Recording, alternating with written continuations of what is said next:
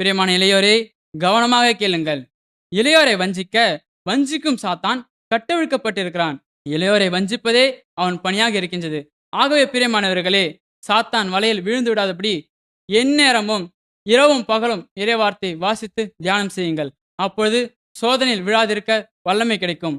இறைவார்த்தை உங்களை சகல கட்டுகளிலிருந்தும் விடுதலையாக்கி அரணும் கோட்டையுமாக இருந்து உங்களை சூழ்ந்து பாதுகாக்கும். Praise the Lord. Praise the Praise the Lord. Lord. பிரியமானவர்களே, உலக மாய கவர்ச்சிகளுக்கு அடிமைப்பட்டு பாவம் செய்து அழிந்து போகாதபடி கவனமாக இருங்கள். சாத்தான் ஆதாம் ஏவாளை வஞ்சிக்க பாம்பு ரூபத்தில் வந்தது போல உங்களை வஞ்சிக்க உங்கள் நண்பர்கள் வழியாகவும் உலகமாய கவர்ச்சிகள் வழியாகவும் ஐம்பெரும் ஆசைகள் வழியாகவும் உங்களிடம் வரலாம்.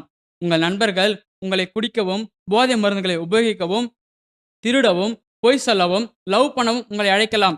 ஏமாந்து போகாதீர்கள். செல்லக்கூடாத இடங்களுக்கு செல்லாதீர்கள். செய்யக்கூடாத செயல்களை செய்யாதீர்கள்.